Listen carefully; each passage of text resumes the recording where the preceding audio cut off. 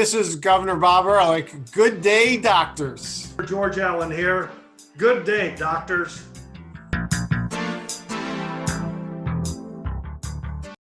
Good Friday evening, everyone. It is Dr. Politics and the Political Architect Show for the first week of April, second week of April, first full week of April. A lot of fun stuff happening this week. A lot of LOLs, a lot this week, and those were just from the White House and 60 Minutes. But we are joined today by our doctors. We are joined by Jackie Lucille Ball Saxton today. She pointed out she's got red hair like Lucille. No, Ball. it was red, and now it's not red. God, you guys are such guys. Anyway, so Jackie joins us, hails us. She survived Superstorm Sandy, despite what Al Gore said. Welcome, Jackie. Happy to be here. Yes, and how's Passover going? It ended like a while ago. How did it go? It was great. I followed it for like 30 minutes just to do the Seder, and then I went right back to eating carbs. On that note, the diet's going great. Great. And now we're joined by Jeffrey Thornton. How are you doing, Jeff? Welcome to the show. Yes. Security expert, soon to be a student at the great University of Maryland University College. Currently a student. Just finishing my currently? first. Okay, I thought you started. Okay, very good. You mean University of Maryland Global Campus, Dwight? Yeah, they changed their name. Will you record your liberal professors when they try to push socialist agenda in IT security? Can you try to make one of them cry? Yeah, most of the people in the course are actually from the Air Force and military, so a lot of conservatives there. Hey, by the way, let the Air Force folks, it's the Chair Force. The Chair Force. Well, it's not a Space Force We yet. support all of our armed forces here. Don't listen to Dwight. What's that? Yeah. That's an inside joke. Your By the way. service, all of you Air Force veterans out there. Hey, the Air Force folks are the ones that there was an Air Force guy that told me they're the Chair Force because they fly drones now, a lot of them. But anyways, and then we got Dr. Chris Toms, Runner Chris, aka Runner Chris. Yep. Good to be here. Always a pleasure. Yeah, and then we have the bravest vice chair in the Maryland GOP, who is planning an in-person event. Am I the bravest vice chair in the Maryland GOP? Oh, Did the words brave and vice chair get to be put together? Yeah, did I say that? Yeah, sure. Well, I should say your county's pretty brave. You're putting on an in-person event. You know, despite all the alarm bells from Dr. Fauci, you are defying Dr. Fauci. Oh, yeah, and despite our county executive who will probably send some sort of health department agent out to the event. Yeah, I believe it. It was once a plantation a long time ago. So why are there no protesters in front of his house, frankly? Well, he's a progressive Democrat, Dwight. They don't protest in front of their houses. So before we get into it, I want to point out, I think the average age of this podcast is like 22. No, Jeff and I are both close to 50. Yeah, I'm 47. So it's 25 then, right? 50%. You guys are in your 50s. We're all like 21. No, we're in our 40s. We're not in our 50s yet. Yeah, we've got a couple years for that. I think it's your references, Dwight, makes you seem a lot older than you are. Hey, I tell you, wait till you hear my final thought. I am really peeved at Antenna TV this week. Do they still make those? Is that a thing? It's a network. Oh, okay. So I haven't seen an antenna on a TV. Oh no, we use an antenna sometimes for like sports games at my house where the cable doesn't go out back to our fire pit, so we'll go out back and put the antenna up, and it works great. That's so retro. It's like $100 at Costco. Like, what are you supposed to do? I mean, you can buy internet. Yeah. Wireless. You could also buy what do you call nowadays VCRs. And VCRs? for your kids, yeah. VCR. Yeah. Is that what the kids use now? Right. Is that what they're calling it? I read a BuzzFeed article the other day. It was like things that you thought that as a millennial you will now feel old about because the kids don't know what they are now. And it was like VCRs, or someone took out a floppy disk and their kid was like, oh my God, you 3D printed the save icon. I know. I've got actually real close to me. If I could find it, I think it's in here. I got an unopened box of the 5 1/4 floppy disks. Yeah, I'll send around that list later. It's funny. Yeah. Anyway, hey, let's talk about. So it's been a busy week. Let's just start with the most fun stuff that happened this week. Let's talk about 60 Minutes at it again. They've done this before. They did it to poor General Westmoreland. They did this to George W. Bush when he was running for re-election in 2004. They phoned up some documents, and now this week they did it to Ron DeSantis. CBS. Oh, Joey Lynn's on. Hold on. Hey, Dr. Huff, how are you? Hello, good. How are you? Good. We are talking about 60 Minutes right now. That's where we're starting about how they did it again. They did it to General Westmoreland. They did it to George W. Bush. They did it to President Trump, where they do those strategic cuts and clips and stuff like that. And that this is very insidious.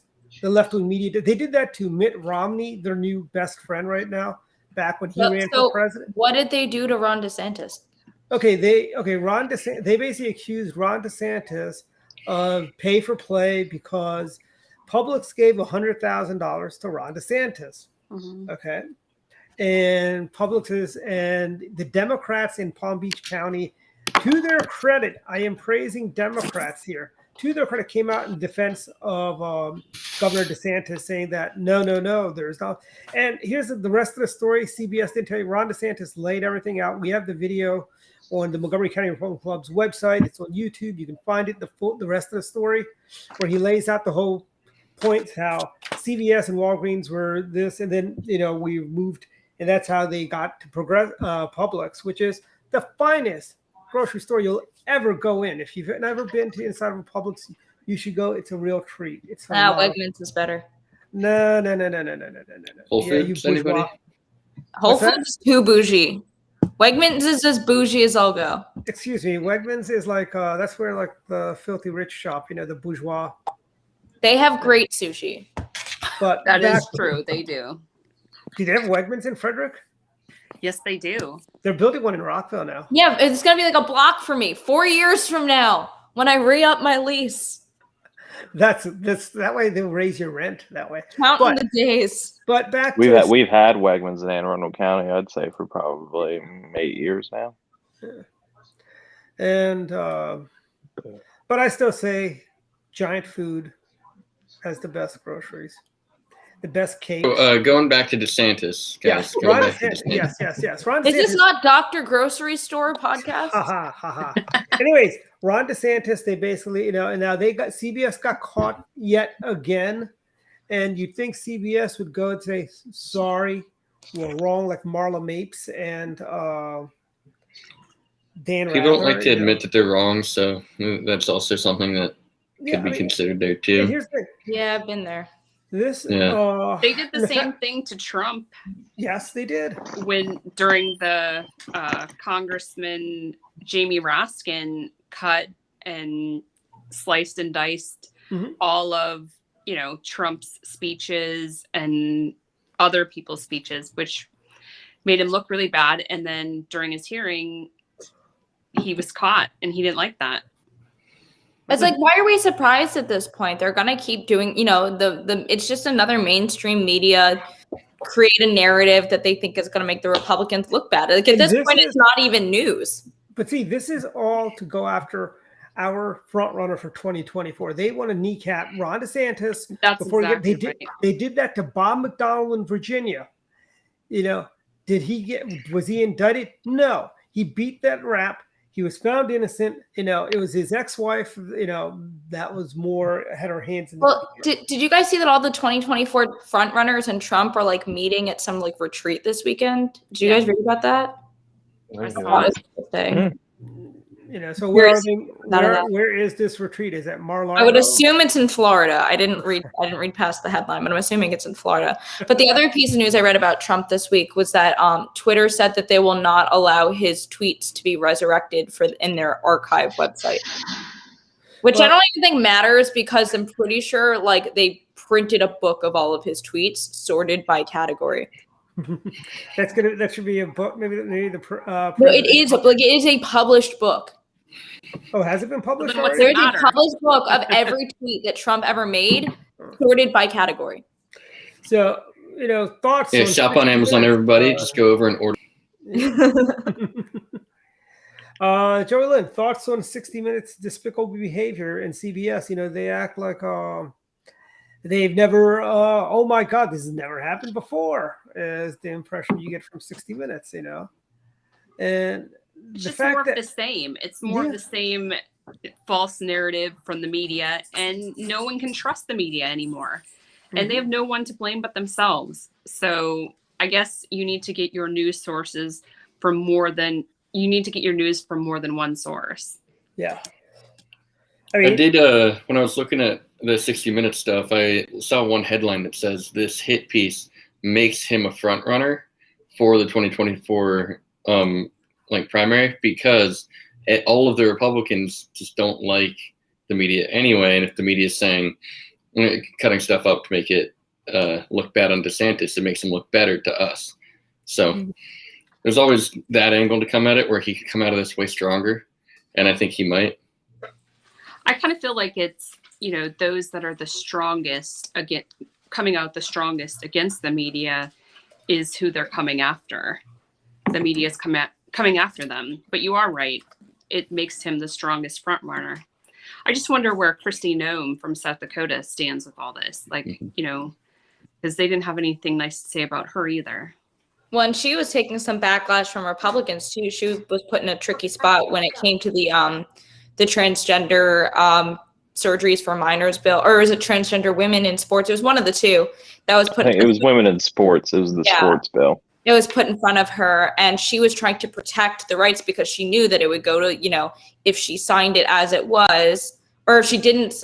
Yeah, it's like if she vetoed it, I don't know, it would have been litigated. She was trying to do something because the colleges were threatening to just not have women's teams at all or something like that, and she was trying to protect it. So she was in a very damned if you do, damned if you don't situation there. And here's my thoughts on this is the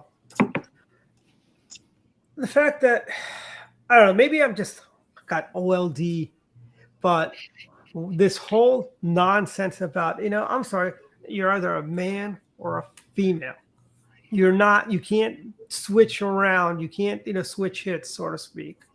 I know I'm probably going to trouble for using that comment. Yeah, I mean, look, to me is if I'm very live and let live. If what you're doing has no effect on other people in their lives, do what makes you happy, but don't impose that on a child, right? Don't your brain doesn't stop developing to your 25 until you're 25. No 7-year-old, 10-year-old, 11-year-old, I don't care if they feel like they want to walk and they're born a boy and want to walk around in a dress. They don't need to go and have life-altering surgery that they may grow up, hit puberty and decide this was a huge mistake. There are adults who end up thinking it's a mistake. All right. No child needs to go through that. This is a point of contention for me because I am a mother and I do have 3 children. This, I know what I gave birth to. And there's, I'm following the science for sure. And I gave birth to a girl, a boy, and a girl. And no one's going to change my mind to say that, my child is something other than what I gave birth to. So this is real stickler for me. I don't like it. Follow the science. You either have an X chromosome or a Y chromosome. It doesn't matter what you want to be, how you want to dress today. You cannot change that fact. Whether you lob something off or add something on, you are still who you are. Your parents gave you, chromosomes from each. The man and the woman gave them chromosomes. Otherwise, you can't have a baby. You can't have a child. That's how it works. And you can argue that fact forever. It's not going to change anything. You can dress that pig up, but it's still a pig. And this leads to today's Abby out. This leads to today's legislation in the Maryland General Assembly, where 12-year-olds are now allowed to seek mental health care, psychiatric care. Are you kidding me? That is the most ridiculous legislation that lawmakers in the Maryland General Assembly have come up with. Really? So you're going to sit here and tell me that a 12-year-old is it's right here. I have it. I'm just so upset about this. They are a 12-year-old who is determined by a healthcare provider to be mature and capable of giving informed consent. So let me get this straight. So when you go, the only purpose for you to go and see a psychiatrist is to be prescribed medication. That's it. Diagnosed and prescribed treatment and medication. There's no possible way a 12-year-old who is a minor can legally enter into any binding contract with any doctor, adult, or anyone, because they are a minor. What kind of laws did these legislators break today by making this into law? And last time I checked, my elementary school and my middle school kids all have access to school counselors, right? Mm-hmm. So if you have access to school counselors, why do you need to go out and seek? Because you don't have to have a parental consent to seek counseling from a school counselor. So why do they need to seek that's help from mental health care from a psychiatrist? Yeah, but I mean, And here, so- Joey, let me just say, what's happening is this: liberals don't like parents. Remember back when we started having Zoom school, and That's you had this Harvard professor goes, "Oh, I hope we can deprogram all the bad things their parents are going to teach them while we're learning from home." I mean, Kathy Shalega said it best when she had that graphic today with the slash through parents. That's what the left wants. They don't want parents. They want to just raise these kids in their own little socialist worldviews. That is their objective. They don't like the nuclear family. They've always hated the nuclear family. And this is basically that on steroids. This is the class of 1968. These are the children of George McGovern, and the children of Woodstock, or the grandchildren of Woodstock generation. And that is why we're kind of like going to hell in a handbasket now under his fraudulency, joke Biden. Well, I mean, this is so bad. I mean, so these children parents do not receive, they don't know that their child is seeking psychiatric help, nor do they give consent. So a 12-year-old on up can go and get a psychiatrist, but they can't be prescribed medication. Yes, they can be, because treatment equals diagnosis and medication. So what? If my child is depressed, my child's going to go receive electrical shock therapy? I mean, and then how do they get around these HIPAA laws? How do they skirt that? How do they? I would be surprised if this doesn't get, they don't sue over this. I'm sure some kind of litigation is going to happen over this. Yeah, it's going to get clobbered in court. And they also have to look at, so these kids are then given controlled substances, narcotics for like ADHD, right? So you have to have a written prescription that you have to go and pick up, and then you have to purchase. So how are these 12-year-olds going to go?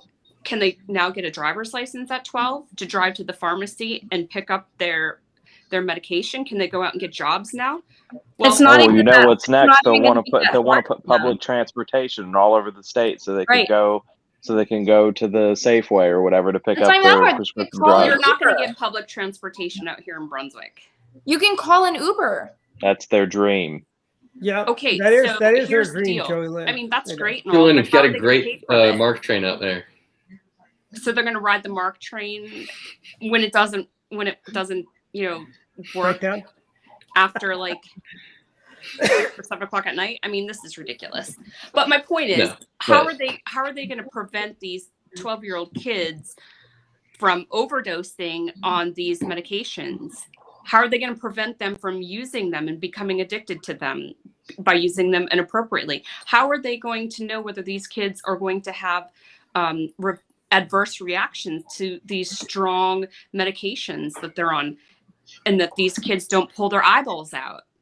Yeah. And Joey Lynn, this is absolutely awful Marxist legislation that these Democrats have put into law today.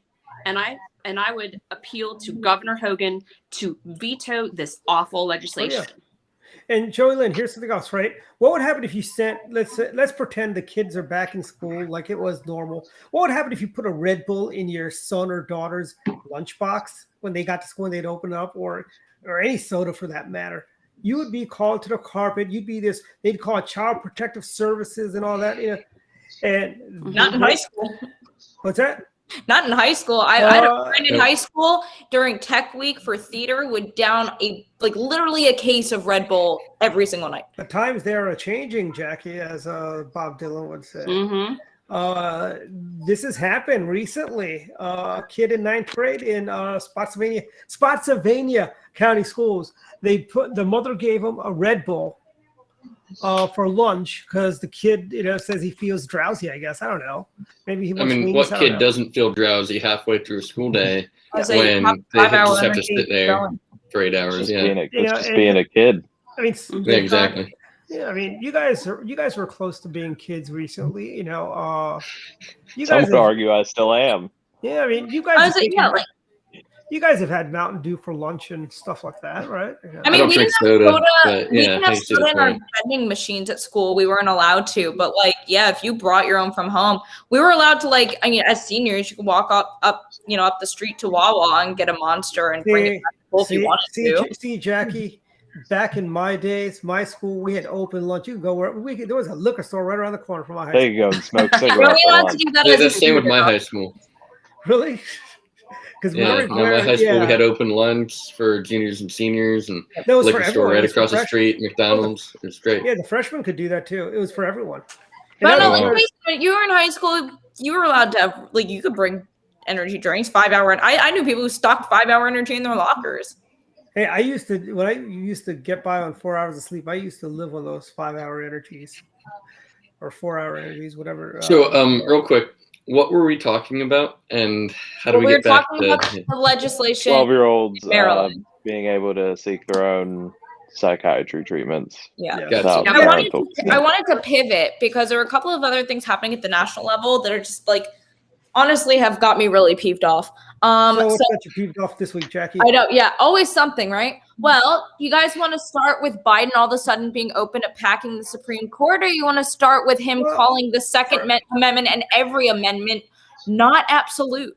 I'll take your pick. Well, let's start with the not absolute because I believe that's how he feels about the 13th Amendment. It's not absolute, If you're going to vote Republican, is that what he's going to say when Harris tries to invoke the 22nd Amendment on him? Hey, look, here's what's going to happen. You're not absolute. I'm mentally fine. Listen, I mean, 12-year-olds can get their own mental health care at this point. So what's the difference they anymore? Better not have a caffeinated soda, though, Joey Lynn. They can all the mental drugs they want, but give them Mountain Dew. You're being locked up, Joey Lynn. Here's the deal. So they're burning the American flag. What's to stop them from burning the Constitution next? Clearly, these people are Marxists and they don't care. They are just so totally unhinged. It just doesn't seem like anything matters. Nothing is sacred to them anymore. Again, I go back to the evil class of 1968. And these are their children and grandchildren. I hate to say it, my generation produced a lot of wokey lefties, that basically are way too woke. We actually had, when we were in high school, there was a club called Students for Global Responsibilities. I could not help but laugh at them when they do their little bake sales to raise money for that stuff. No, I want to bring Jeff into this, but Jeff, what's your take on this? You're saying that he's saying the amendments aren't absolute. What does that say about, does that mean that the First Amendment isn't absolute, that we no longer may have the right to free speech? What does that mean? Yeah, so, obviously, we have the ability to amend our Constitution. As far as the existing amendments, each of them has a context. So the Second Amendment, I believe was more contextual in earlier times, but that's being said, we have it on the books. And if we want to, remake the Second Amendment into something that's more modern, fine, let's do that. Let's create a Jeff, I'm going to disagree with you. The Constitution is not a living, breathing body that's up for debate and interpretation.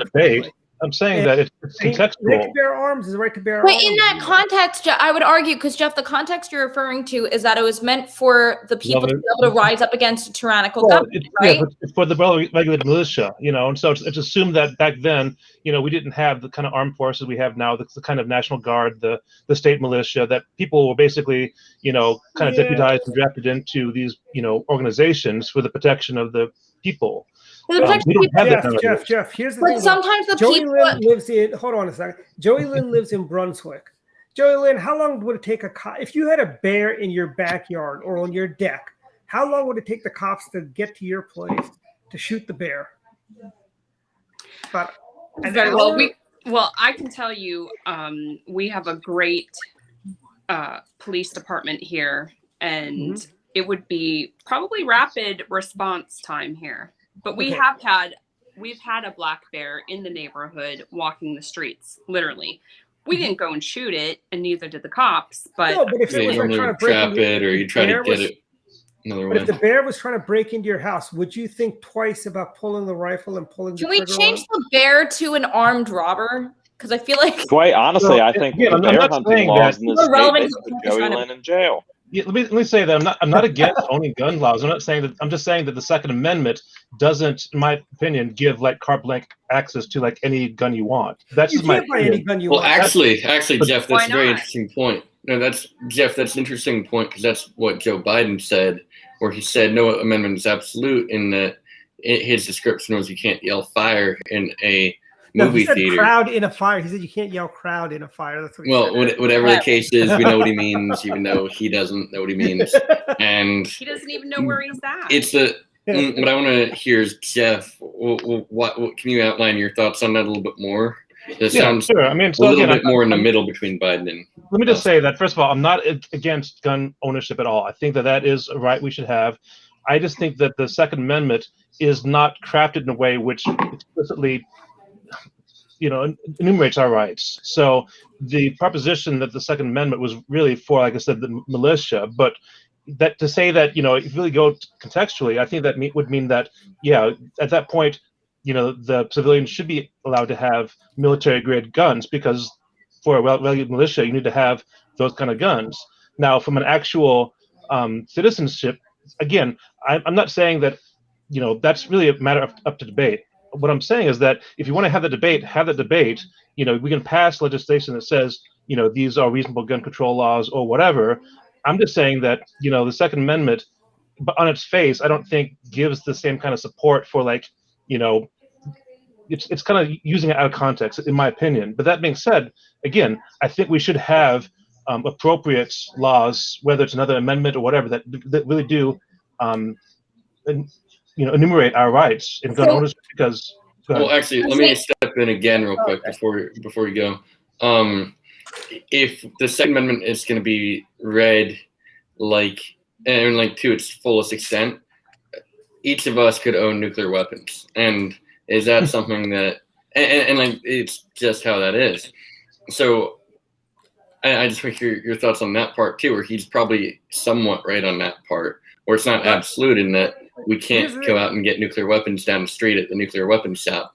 But if you see my point there, and I think that's more. There's obviously a limit. I mean, more in line again, with we're not, saying. And again, this is a complex issue. So again, I'm not against gun ownership. I think that is a good thing.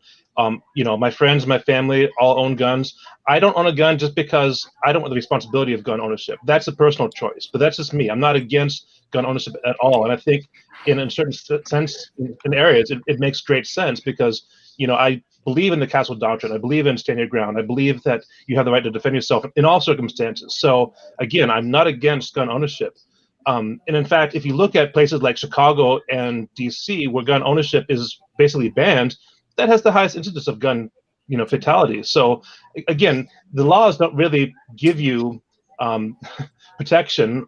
And if you're going to say, we don't allow guns, then only the people that, are criminals at that point own the guns. Because if you say that the citizens that are following the law can't own the guns, then everyone who owns the guns is either, police, which may not respond in time, or people that are perpetrating crimes. So again, I think that guns should be allowed across the board. I just wish we had more clear lines of demarcation, saying, we feel that these are the appropriate. Just like we have speed limits for cars. It's reasonable. Well, I have a follow-up question. Speed limits for cars, Jeff. I think some of these speed limits are really bad, and I think I think you should be able to go as fast as you want. Like the Autobahn. No speed limit. So I do have a follow-up question, which kind of leads into my other topic about the Supreme Court. Is whether a nuke is a firearm? It's not, although I challenge you, Father, who made that comment. If you put the nuke into a grenade launcher, is it then a firearm? Think on that. No, guys, That's not my follow-up question.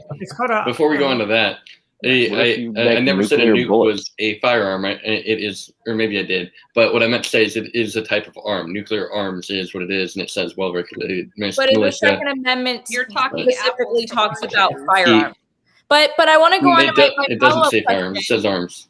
But my follow-up question, which is, if it should there be a time where Congress tries to make a change to one of our amendments to the Bill of Rights of the Constitution, obviously that's something that's going to involve the Supreme Court, who is meant to interpret the Constitution. So where did they stand on that, since their goal is to interpret the Constitution, not to edit the Constitution? Where does the Supreme Court fall into that, which is my great segue into Biden wanting to pack the Supreme Court? Well, as long as Joe Biden doesn't pick up where FDR left off trying to pack the Supreme Court, and they're not going to be able to do it because Joe Manchin has already said he would not vote for expanding the Supreme Court. He then later retracted that and said there are circumstances where he may be open to it. Yeah. Tell Joe, you like being the senator from West by God, Virginia. Keep your mouth shut. You vote with the Republicans, otherwise you're going to be out of a job real soon. Well, they're not going to put up with that. West Virginians, they're not going to put up with that. Senator Mooney, right? Senator Mooney. I don't know. Senator Mooney. But I'm just saying, has a nice ring to it.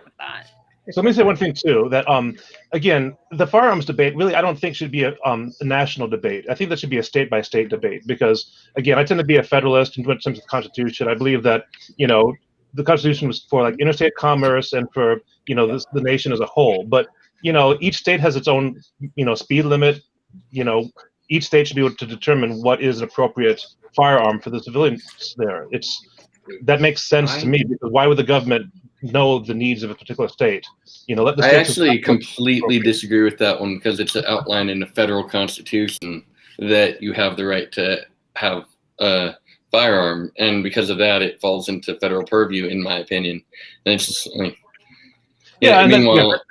but that's where it goes into again, we can argue about what degree is that allowed and what does that really mean. But it's important. Like I said, if the government's going to make a stand on it and say we're going to regulate this, across the board, fine. I mean, personally, I think it should be a state issue. That's a great idea. I mean, here's the thing about all the woke liberals in Montgomery County. Back in 86, you guys passed a ballot initiative, which basically the federal government could mandate everybody has to carry a gun in the state of Maryland. Guess what? Our state laws trump that, so you wouldn't be able. Don't worry, you don't have. All you Montgomery County gun grabbers. Don't worry, no one's going to arm up in Montgomery County. So, sit down. And if people in West Virginia, I think Jeff's absolutely right. It should be a state issue.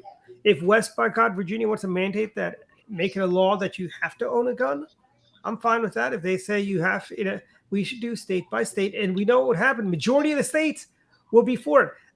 The state of Maryland, unfortunately, But here's the thing: this is part of the Bill of Rights. It's given to us. They can't take away something that's given to us. But they already have. They have. Any amendment that you have every single American should be scared of a president saying your constitutional rights are not absolute. Yeah, that's correct. You know who that sounds like? That sounds like what a Nazi would say in 1920s Germany. That is Joe Biden. I will say it, and I guess I can say it. We're all thinking of who I'm thinking of. And that is Joe Biden. He is just the second coming of the guy that I'm thinking of, that we all know who, and I don't need to mention his name. I think we all know who I'm talking about. He's the second coming, because that's exactly what he did. Oh, we just need a little elbow room. We just need this, Well, it's a slippery slope when they start. Yeah. It's a slippery slope when they start, all this gun control and gun grabbing. They start taking away 3D guns that you can make with the 3D. I think it's a 3D printer. I don't know how you can take away those though. Well, they want how they're outlawing it is because they can't register them. They're gonna make you register your 3D printers, Chris. Now. And register 3D printers equal guns. Ghost guns, and every year the Democrats come with something else, some other gun control measure that they want to take away. Remember, last year or the year before, I'm sorry, it was bump stocks. So I'm just saying every single year they come up with another gun control, gun grabbing, slippery slope of how they can get rid of guns. That was one of the worst things Trump did, was getting rid of the bump stocks. Just trying to ban those, it was kind of crazy to me. And here's the thing. The whole thing with guns is, this is the plan of every Marxist in the world. They take your guns away, then they clamp down on the rest of your freedoms. Reason basically the government can be in check is because the Second Amendment keeps the government. That's our check on tyrannical government, the Second Amendment. Right. Second Amendment protects the First Amendment. You cannot have free speech without the right to bear arms. You cannot have freedom of assembly without the right to bear arms. Because, what happens if, I had a great professor at George Washington. He goes, everyone thinks there's something magical that happens with negotiations. Mao Zedong said, power flows from the barrel of a gun. And that's pretty much it. Who's got the guns makes the, might does make right, unfortunately. It's not, they take away our guns. The only people that will have the guns will be the government. And then they'll come in, hey, let's negotiate. Let's talk about, hey, Chris, I got 6 guns pointed at you, Now, all your money, basically. Yeah, exactly. That's what the government does anyway. But so it's interesting. Go ahead, Chris.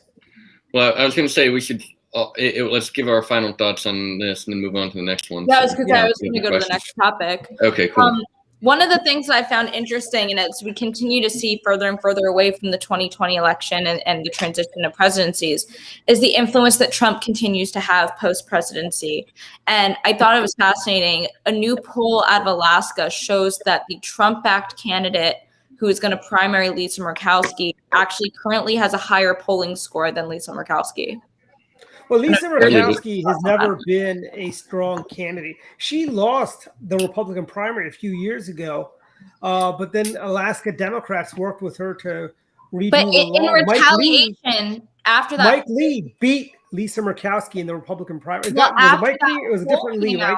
Jolyn, you know who I'm talking about, the Republican that primary. His name was Lee too, not Mike Lee. Mike Lee's the great Lee Zeldin. No, it wasn't Lee Zeldin. I don't know who it was, but I know the story. And people were like, according to Alaska law, you have to spell her name correctly. And you had people that were doing all sorts of, they go, oh yeah, that's what they meant, Murkowski. Somebody wrote Mur-cow in a sky, and that is not Murkowski. So after that poll came out, the super PAC, Mitch McConnell, the one that Mitch McConnell is aligned with, the pro-Senate GOP super PAC, backed Murkowski, endorsed Murkowski. So it's going to be interesting to see how that plays a role. And it really is becoming that Trump faction versus the Republican Party that people knew pre-Trump. And we're going to start to see that play out as we get closer and closer to the midterm elections next year. Well, here's the thing. We've seen a lot of this stuff before, okay? At the end of the day, Lisa Murkowski is a horrible, horrible person. She shouldn't be representing Alaska. She is, but here's the thing. If it comes down to 50-51 and the 51st person is Lisa Murkowski, I will take Lisa Murkowski so we have the majority in the Senate, then have a Democrat there, frankly. Because the Democrats are just doing way too much damage. We need to come together just like Virginia right now, people are like saying, oh, Pete Snyder's doing this and Pete Snyder's doing that, they're accusing, then there's a lot of mudslinging. But here's the thing. Virginia Republicans, you have to come together after your convention this weekend. that you guys are having. You need to rally behind it, whether it be Kirk Cox, whether it be Glenn Youngkin, Pete Snyder, whoever it is.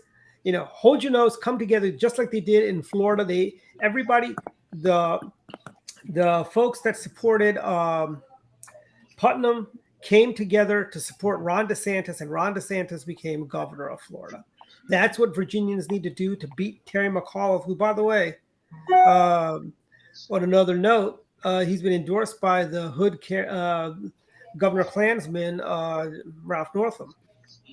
Klansman. So, Joey Lynn, you actually dropped another name, which is relevant this week, which is Lee Zeldin, who did announce that he is considering a bid for governor of New York. That's great. And yeah, he's a great guy.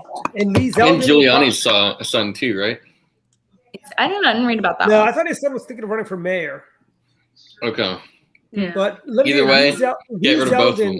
Lee Zeldin can bring this home. I think I think the stars are aligning for us, much like they did in 1994, which gave us Governor George Pataki. The stars are aligning for us. I think in 2022 is going to be a banner year for us. But as Joe Lynn, you and I both know this. I think Jason knows this. If there's a way to lose an election, the Republicans can find a way to lose an election.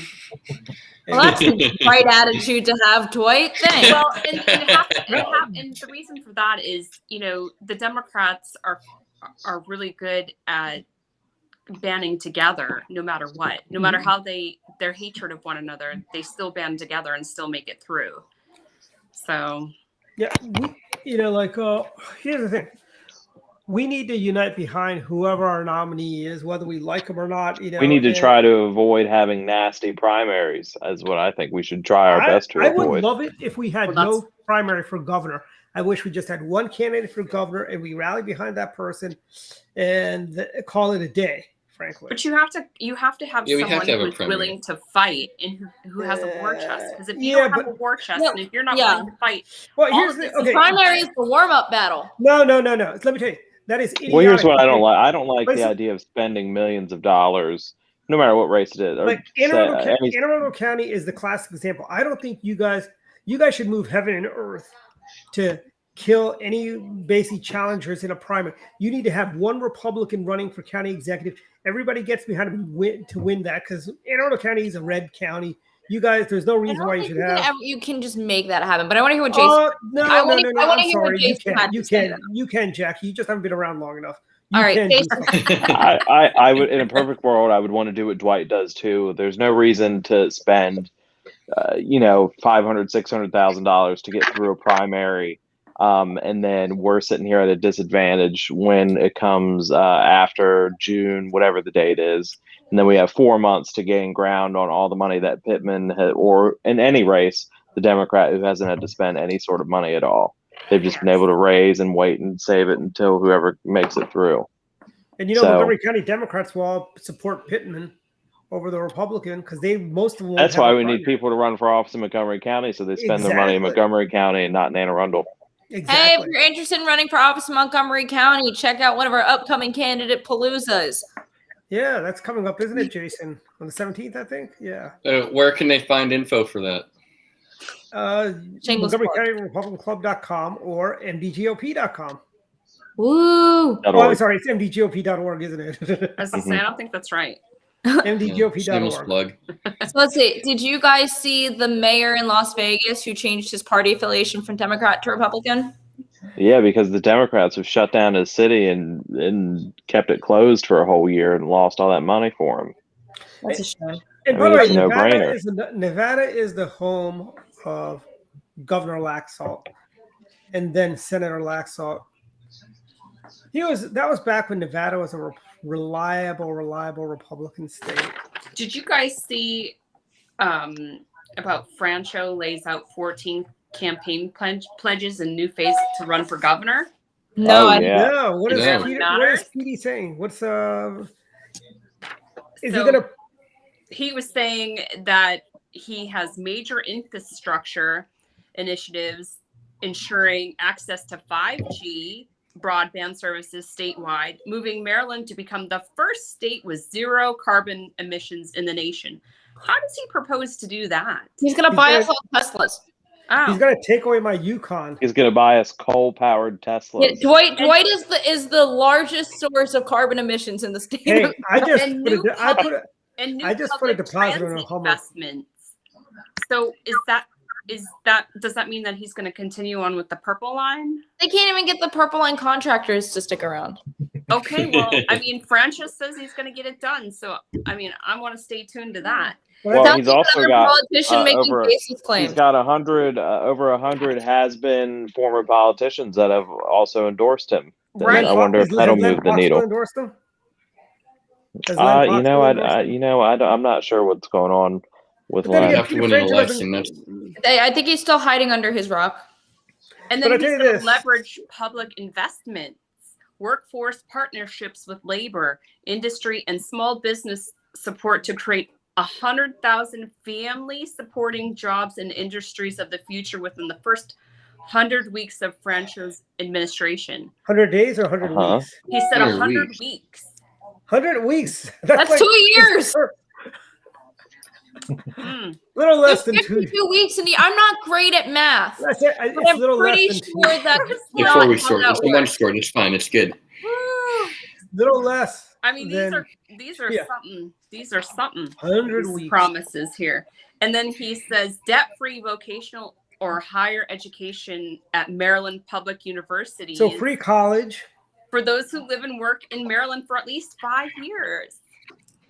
Well, It will your sounds like kids be other hitting? politicians making promises they can't keep and quite frankly shouldn't keep. Well, here's the thing. One thing I I do think wanna, this is just Franco turning to the left to try to make yeah, to but make his way I through do a want to Democrat tell my primary. Montgomery County Democrat friends this. Remember, Peter Franco sides with Republicans a lot when it comes to the votes between the governor and the Secretary of State. And Peter Franco is too radical for you Democrats. Okay, he's too much of a right winger. You do not want him. You want a Ben Jealous.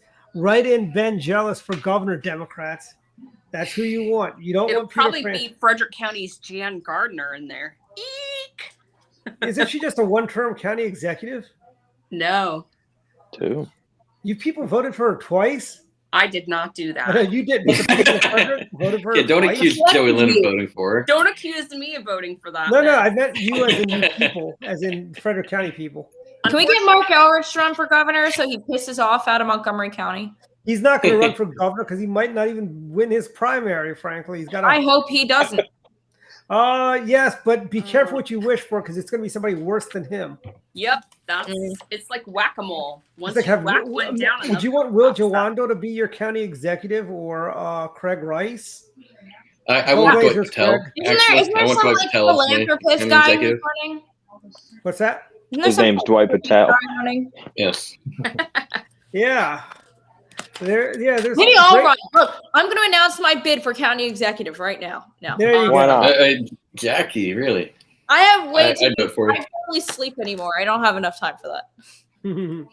But How- going back to Joe Lynn's point, Peter Franco, I don't see his path of winning outside of the Democrat primary. I don't see him winning because you've got some wokey Republicans that I won't mention any names, but I think Chris knows who I'm talking about, who might be members or may not be members of the Central Committee who would vote for Peter Franco. Peter Franco is too far to the left to win against, after a Hogan administration.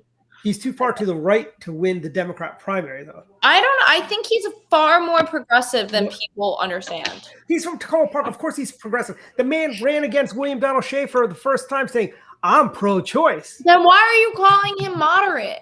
Because I'm I very don't confused. because you don't understand deception. But anyways, I'm not going to explain it right now. But What here's can the I point. say? I'm a goddamn open book. Look, Peter Franco is too fiscally responsible for the Montgomery County Democrats. They want a Heather Major style. Write in Ben Jealous, write in anyone crazy, and just write in whoever. Cheryl Aiken. Right in Barry O'Connell. Look, you Barry can write in O'Connell. dead presidents if you want. That's true. Acceptable. Right, Yeah, do Mickey what Mouse. Dwight's gonna do, and Mickey Mouse has a great human rights track record, I believe. Disney's Oh. great with all that. vote for Spiro Agnew. I know you say that as in a kind of a condescending way of Governor Agnew, but let me tell you, Governor Agnew has done more for the state of Maryland than any Democrat governor after him, frankly, except with the exception of maybe William Donald Schaefer. He did get Camden Yards built, so you got to give William Donald his props for that. How do you guys feel about this border nonsense? This disgusting. Oh, I'm glad you brought it up, Joey. Today, the border crisis. And we're calling it a crisis because it is a crisis. Yes. Let me tell you, the Governor Abbott. No, wait a minute. It's a border challenge. A challenge? It's a border opportunity, if you will. That's what Ben Snarky said. It was a border challenge. And by the way, how about those welcome centers are now also placed for sexual abusing little migrant children, illegal alien children. And they're coming up pregnant. Isn't that awesome? Yeah, I know. Kids are coming up pregnant. Look. I'm disgusted. I can hardly. Today is like a bad day for kids. It just seems like there's just so much evil that I don't know. It's just really hard to be a parent today because you realize how evil the world really is. And I mean, you got the president of the United States showing a neon sign saying, "Oh yeah, go ahead and bring your kids here. Your kids, we won't send them back." But Jolene, how's this? DHS is contemplating finishing the wall now. Isn't that funny? I saw that. It's like looks like President Trump was right. Is Joe Biden now racist? You're still finding a way to try and blame President Trump for the crisis that's currently happening, even though people have outright said they're here because Biden was elected. Yes. They're wearing Biden shirts. Who dropped those Biden shirts off to those migrants? Was it George Soros? He did a campaign rally in Mexico at the border that we didn't know about. No, he just thought he was. Who said that they froze Soros's accounts? Who was that? Was that a true? Hopefully the UK, because they don't want to repeat what got them rich in the first place. Is that what you heard? Myanmar regime. Myanmar. Accounts of George Soros. We don't say Myanmar. We don't say Myanmar. We say actually Myanmar is a different place. That's a lovely place to go in California. But Myanmar, but it's really Burma because I do not recognize the totalitarian Marxist regime there. Well, and the other thing, fortunately, and I'm very happy about this, because Biden wanted to start giving millions and millions of dollars to the Palestinians again, continuing on with the Obama era policies. Fortunately, the Senate put a pause on that. Thank you. Yeah. Where is Ariel Sharon when you need him? Come on. Amen. But Netanyahu had a great statement the other day saying, Israel is not bound by the terrible Iran deal that the U.S. is trying to get us back into. And Israel's like, sorry, we're not going to take that lying down. We will continue to defend ourselves. And good for them. Good for him, yeah. But here's the thing. When Clinton was secretary, she was selling off uranium. Come on now. See, I think Bibi's a little soft. I think what he needs to do is he needs to really take a hard line.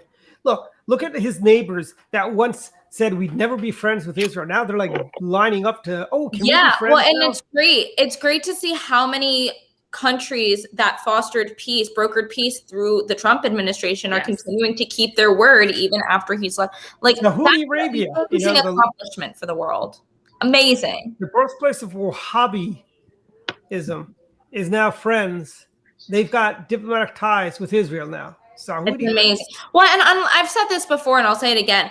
I wish people who were like, "Let's get rid of Israel," because they're creating this false narrative that apparently they're occupying rightfully Palestinian land.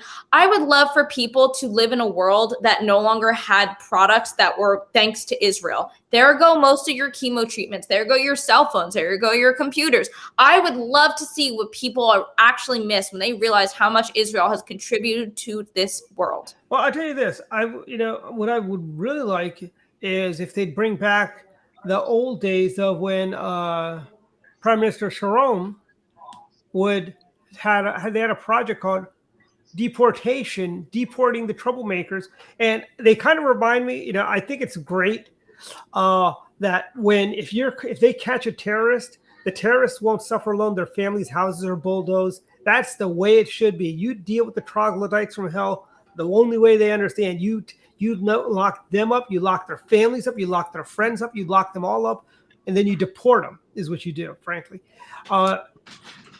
Israel is the only democracy in the Middle East to this day. We had Egypt was a democracy, except Barack Hussein Obama pulled the rug out under Prime Minister Mubarak and installed in those jihadists. And then we finally got a decent person running the show right now, but they're not a democracy. Well, all right. Well, we're getting to that time of the evening where we go to final thoughts. No. Actually, no. One more thing, guys. We left the border crisis stuff, and that was actually a specific request from Joanne. Yeah. So I'd like to go back to that, and we can maybe each give a thought on that before getting to final thoughts. Yeah, absolutely. And I guess I'll start since I'm already talking, maybe too much. But no, when it comes to the border, Kamala's mostly not talking about anything because why would she? It's a complete failure, and it's basically Joe Biden pushing all of the blame onto her, which can be hilarious when she's actually president, because there's no way Joe Biden makes it through 4 years. So, and I say hilarious, I mean it's gonna be really bad. So,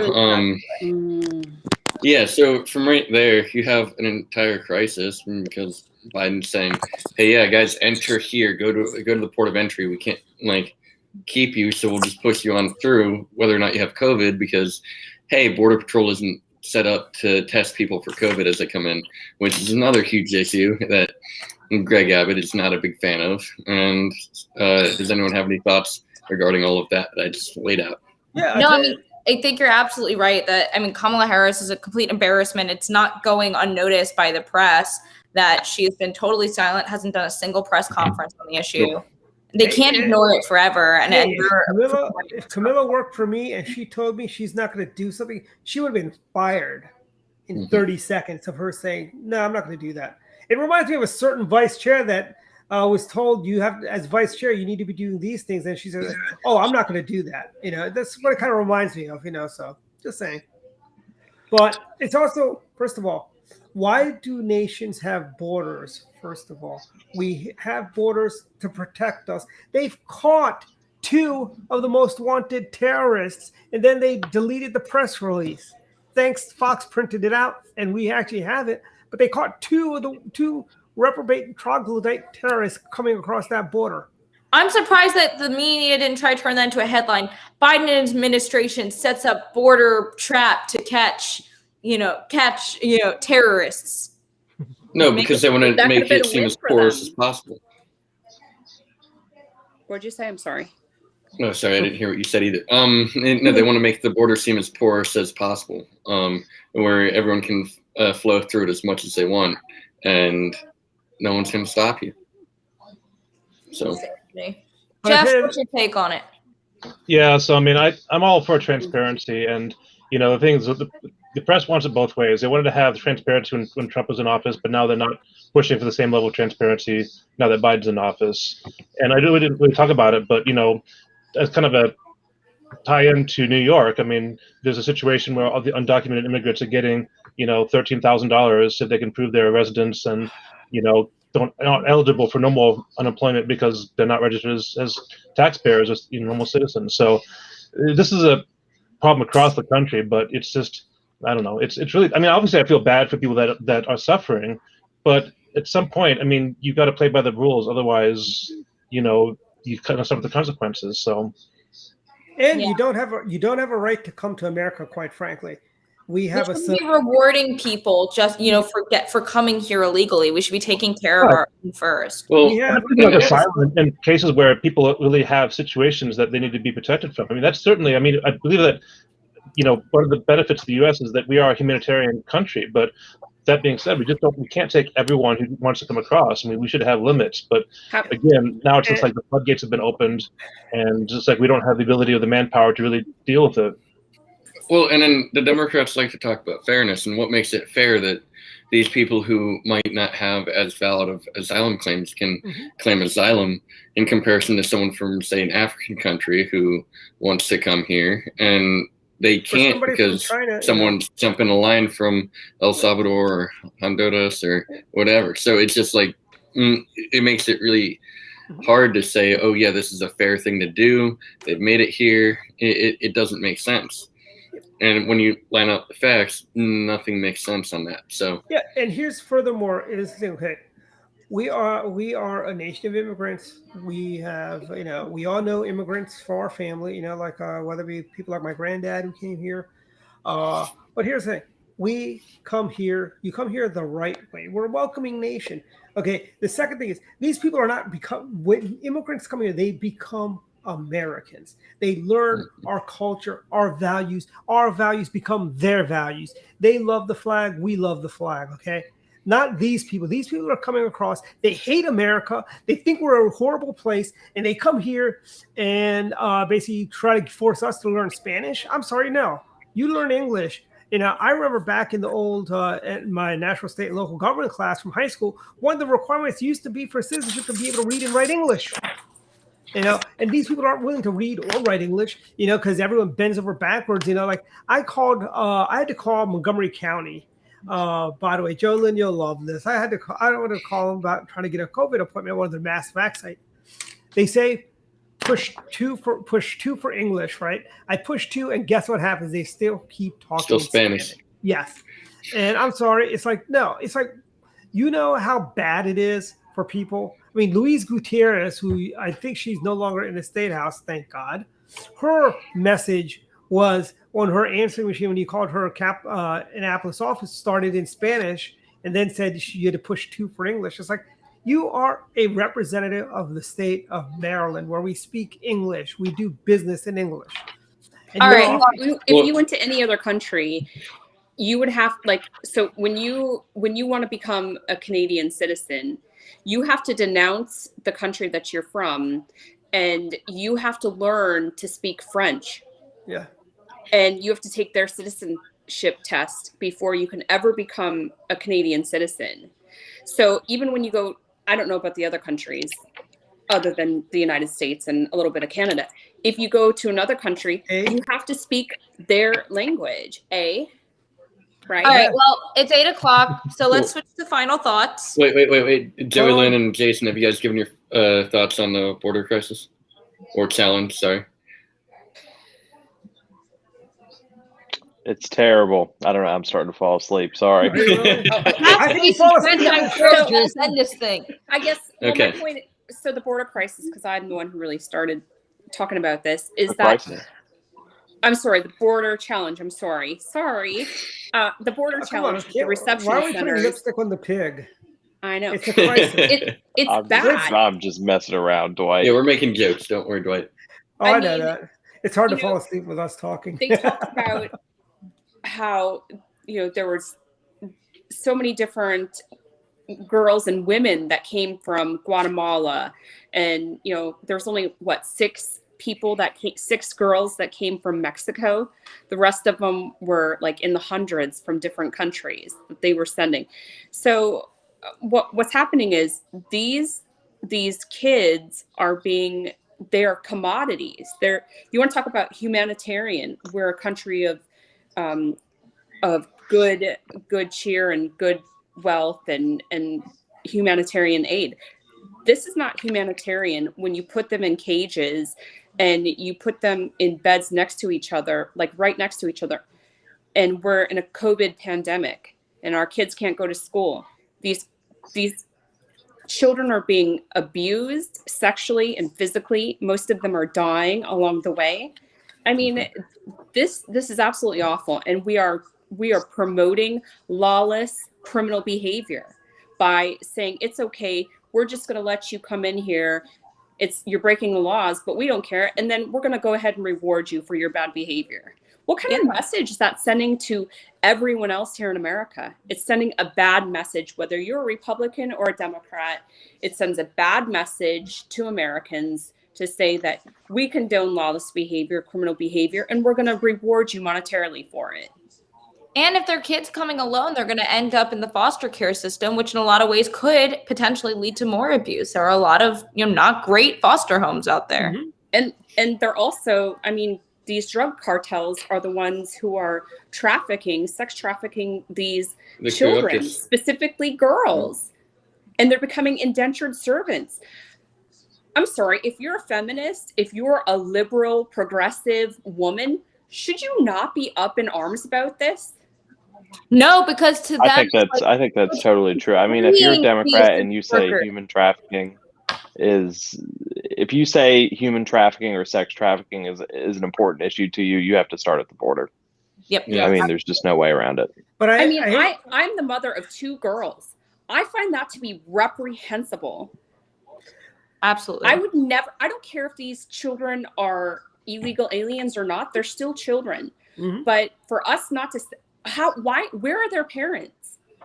That's what is so mind blowing. This is not sending them to a better life if they end up. If your parents aren't accompanying you across the border, if they're not accompanying these minor children, 5-year-old and a 6-year-old who walked by themselves and almost died along their trip, their journey here, everyone is just like just passing that up and not addressing that. It's like this, nobody wants to address anything anymore because they're afraid to be called racist or, that they're not a good Christian person or a good human being. This has nothing to do with any of that. It's ridiculous. So we're going to move to final thoughts because I'm tired. Let's start with Chris. Yes. Hold on. Let's do this. Who are we starting? Who's starting? Who's doing starting with Chris. I guess I'm starting. No, I would say my final thoughts are 100% agree with Joey Lynn on that. I mean, it's a complete crisis down there. And I would say right now I'm just mostly final thoughts are supposed to be random, right? I can talk about anything. Great. More than one thought. Anything I want. Great. I'm thoroughly enjoying the Falcon and Winter Soldier. Great episode today. Highly recommend checking out that series. And the Snyder Cut of the Justice League came out a couple weeks ago. That was also great. It's too Beyond long. that, and you should watch it in chapters if it's too long. Just watch it 40 minutes at a time. It's great. It's a good little series if you want to treat it like that or a movie. It's only 4 hours. So so I enjoy that. So next up to someone else. I choose Jackie. You choose me. Hi, everybody. My shout out, all the guys out there, when your girlfriend or your wife or your friend changes her hair color, take note. Tell her it looks pretty. She spent 3.5 hours at the salon yesterday. And you skipped first Thursday for appreciation. that. You skipped first Thursday for that too. You look pretty. No, but my real final thought. Thank you, Jeff. My real final thought. I, for people who don't know, am now the president of the Montgomery County Young Republicans. We have a happy hour on April 21st, which doesn't seem like it's like that close, but actually it's like 2 weeks from now. It's going to be at Brickside Food and Drink in Bethesda. We're really looking to recruit new members. So if you have any friends between the ages of 18 and 40 who are on the right side of the political spectrum, both literally and metaphorically, send them my way. Here's a question for you, Executive Director of the Montgomery County Republican Club. I have many titles. Why are you putting an event up against Direct Line? We've got a Hi. My kid is scheduled first. Thank you. Direct Line is every Wednesday. But we've got a town hall with Governor Allen. Well, maybe we'll stream it from the bar. There you go. Go for it. Sounds great. Best of both worlds. Yes. And buying people drinks if they sign up for memberships. Yes. What's left of your what do you call it? The stimulus, right? See, like I told you before the show started, I have no idea where that money went. Yeah. I spent it on You bought it on clothes. Packs of gum. My dad's watching this, and I swear to you, I did not buy clothes. I promise. No shoes. What was you bought a cookie? You went to the cookie place. You bought. I bought a nail trimmer for my dog. I know that. I bought lops and bagels from New York. I'll piece it together. Anyway, okay, next person. Jason Trott. There we go. I just wanted to say rest in peace to somebody we lost today. I've seen a lot of chatter about it on the internet and people, have been weighing in. So rest in peace to DMX. His Royal Highness DMX. His Royal Highness DMX. Now rest in peace to Prince waiting Philip for too. you to talk about him. When Dwight was saying he was going to start with all these fun topics, I swore he was going to go right into that. And I was like, that's not fun. No, Yeah. Tell us more about Mr. By the way, here's the thing. Mr. X. By the way, Jason, when I first heard DMX, I go, why are they? It's a BMX. It's not a DMX. I thought they were talking about a dirt bike, So I thought SSX like Tricky, like the PlayStation 2 video game. Yeah. So yeah, DMX had some great hits back in the PlayStation late 2 was '90s, fun back early in the day. 2000s. He's now playing with Tupac. The club in Tupac's the not sky. really dead. Tupac's what I'm not hearing. dead. All right. So Thank Okay, you, next Jay. question. That's it. Jason, I'm gonna throw it to Jeff. I want to hear Jeff's final thought. Hey, but before you go, Jason, are you allowed to talk about something that's happening in a couple weeks? Are you allowed to talk about that yet? Is it your Talk birthday? about what? No, it's the thing, the flyer that you had me do for you. Can you talk about it? Oh, okay. Yeah, the Anne Arundel County Republican Central Committee is having an in-person fundraiser outdoors at a great nursery, Homestead Gardens in Davidsonville, Maryland. Tickets are $50, and as former legislator, member of our committee, Mike Burns said last night, $50 is a nothing cost, and if you can't afford $50 to come to our fundraiser, well, then you can't afford anything. That's true. So- And anybody Is that on outside the of your flyer? county can come too, right? What was that? Non-Anne Arundel County people can come too. Oh, we correct? take anybody. We'll take anybody. That's what they're saying at the border. Are you writing Joe Biden's PR for slogans for his immigration policy? All right. Toss it to Jeff. All right. Didn't sound like I got it. no. So yeah, I don't know. We talked about a lot of subjects. I guess I mean, as far as like the border goes and stuff, we've kind of talked about it. It's like I know that we have a problem with the undocumented workers. I mean, I've said before that I think that's okay. This is me personally, but we have a large undocumented population here. They're not paying taxes. They're not registered. They may be able to vote. Who knows? My thing is like, let's get them registered. Let's get them, on a path to citizenship. Let's get them so they're paying taxes, so that they're part of the system. Because honestly, they're not going anywhere. They're not going to be. I don't think we can really execute a mass exodus back to their home countries. So let's get them. And we need to give it a try. We're not Americans. If they're not criminals, I agree with Jeff. We should try to give them the chance to be here legally if they're contributing to society. But they're not allowed to. They should not be allowed to vote for 20, 30 years. Though. No, Dwight. Anyway, the point is that I think that people that come here for the American dream, whether they came illegally or not. I'm not trying to reward bad behavior. Don't get me wrong. I'm just saying that we have an issue. Let's recognize it. How do we go forward from here? Because we are here. This is where we are. This is where we live.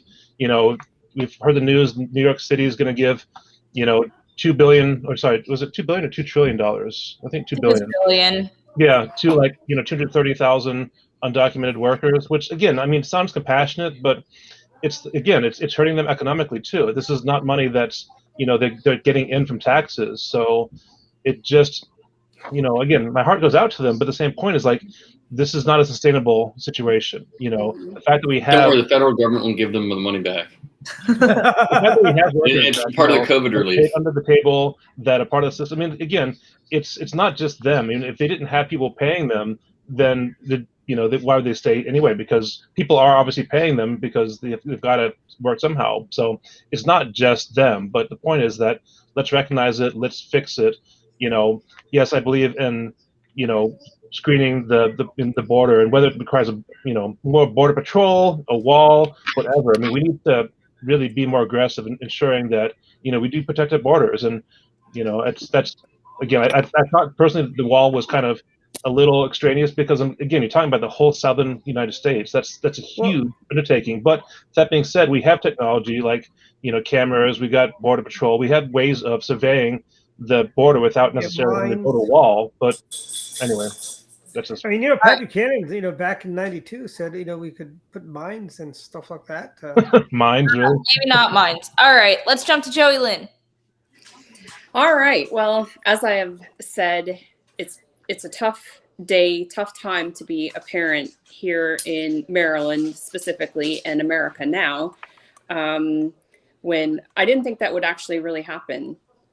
Being a parent is supposed to be a happy time in your life, and I don't know, they're just making it impossible, it seems, because they're trying to regulate and legislate you out of your parenting. I just don't understand it. It's not the government's job to legislate my children and what decisions I make and have for my children. I don't appreciate that. So I'm really ticked off about it. I really am. It's true. I'm mad about it. You should run, Joey Lynn. Go to bed. 2022. No. Hey, I do have a question for you, Joey Lynn. I saw the NPR article about the whole 12-year-old vote. I mean, the law that's being passed in Maryland. Where is your link of the Mitchell you got? Where'd you find that? You had the host put out. Paper you printed out. With the Peter Franchot thing. No, the legislation. Oh, the legislation. Oh, well, I don't want to bring up anything about yesterday's Holocaust survivors, but the Remembrance Day, that's where it all really came about. There's a Maryland Matters article I'll send to you, Jeff. Okay. Yeah. So and then my husband was telling me about it, and some other people called me and told me about it. So, and I looked up the bill number. So, Okay. yeah. And then let's see, I can tell you what. Jason, do you remember what the bill number was? It was House Bill 132 and Senate Bill 41, I believe. Yeah, that's true. Okay. House Bill 132 and then Senate Bill 41. And then the other story I found on Maryland Matters. So anyways, that part is upsetting for sure. And the border crisis, anybody who loves children and who loves human beings, it's just upsetting to know that these drug cartels and coyotes are using these young children for bad. And I don't like that at all. They're using them for sex trafficking. And if you have issues with that, you just shouldn't be for this kind of stuff, whether you're Republican or Democrat. You should not be for sex trafficking children or indentured servitude for children. It's wrong. And that's really hard for me. So, but other than that, I can't wait until the Maryland session is over so the Democrats cannot shove any more bad legislation down our throats and pass any more horrible Marxist, liberal, progressive, awful, evil bills. It's just maddening. Hey, Jolyn, is it me or this session just seems like it went on forever? Yeah, it's been the longest session in the history of the General Assembly. I know it's only been 90 days, but it just feels like they've ramrodded. Well, didn't the Democrats even threaten to extend it? Yep. Yes, and I haven't seen my husband very much at all. And the other part is that they're absolutely not being transparent, and they're doing things in the dark of the night and the wee hours of the morning. My husband doesn't get off a session until midnight. It sounds like election night to me. Yeah, like my YR friends who work in the legislature, it's like dragging themselves home. And I'm like, so you guys home yet? Like, nope, we're still at work, still working. But here's the thing, a great Democrat, William Donald Schaefer, once said, "The Maryland legislature meets 89 days too many." Mm-hmm. And I agree with him. I agree with the Democrat. I'm gonna put it's absolutely awesome. Well, we got Dwight Patel. Final thoughts? Yeah, he teased it in the beginning. You've been waiting for an hour. Dwight, Yes. What is your beef with television today? Okay, as you know, I like old television, like 80s TV and so on. I MacGyver? enjoy watching, and I discovered a show that I read a lot about called Who's the Boss? It was on Antenna TV, and I started watching it, and then you know what happened? They got rid of it. They replaced it with Three's Company, or some other show. I think it's Three's Company they replaced it with, anyways. But why did they do that? Let people enjoy if there's a show they enjoy, let them enjoy it. Stop with You this. should write a letter. No, I don't do that. But the other thing is Sad Day in the Empire. Prince Philip, the Duke of Edinburgh, has passed on to the great beyond. I mean, 99 years old, good on him, oversaw the empire. He's seen 2 world wars in his lifetime, 2 Darrens on Bewitched. Yeah, go watch The Crown if you want to learn more. Nah, not really. It's a great Too show. long. Great Too long. series. Great show. Incredible. Is it like Downton Abbey on steroids? No, it's really good. The acting's incredible. And my other final thoughts is Mhm. I've got a shame on you award for the Maryland Democrats in the state house. They passed a bill that if you release a balloon and they find it, they're going to fine you $100 plus community service or watch some video. Can we throw an event where we just play 99 red balloons and just release balloons into the sky? No, but I mean, I really hope. I really hope Governor Hogan vetoes this bill because it's really, really stupid. Frankly, how are they going to track these balloons? Is what As somebody who works for NASA, hey, we put balloons up all the time. NASA is just one of the many places I work for. So, but NASA is the best place I work for. As you can see there, the Lego space shuttle. It's now. Yeah, I can see it. It is awesome. Legos make $2 on these things. Legos are expensive these days. $200, but something. Yes. Just hold on to it. I got like 3 of these. 2 of them I'm gonna hold, so when they get retired, they'll be worth like a mint. For a donation to the Montgomery County Republican Club, Dwight will sign it and send it to you. I will autograph that. All right. We are 20 minutes Wait a minute, over. wait a minute. I'm going to put a pin in this. No. You're No, it's not your show. Wait a minute. I wanted to ask Jason, do you think Prince Harry will show up at the funeral? Well, Megan showed up know, at the funeral. I thought they were you just. know, if they do, it'll Can you hear me now? probably be just to cause some sort of media circus and make it about themselves. Do you think isn't he'll that what show they up sort at of do? DMX's funeral? I think I think we all should go to DMX. What are they? like It sounds like a super spreader event. So, Go watch Jason, it on TikTok. where are they doing? Where are they? Do they have a date for a memorial service for DMX? I don't think so. I think he just passed away a few hours ago. Clearly, the death that was more devastating to the world was the rapper and not the prince. Hey, but Milli Vanilli, when he died, one of those guys died. They had their funeral planned out. I mean, Dionne Warwick had her funeral planned out before she died. He's still alive? Who? Dionne Warwick? Not Dionne Warwick. I'm thinking Whitney Houston. That's who I'm thinking. All right. Can I go to sleep now? Okay, everyone, farewell. We're off. We'll see everyone next week. Joe Biden gives a lot of comedy for the week, so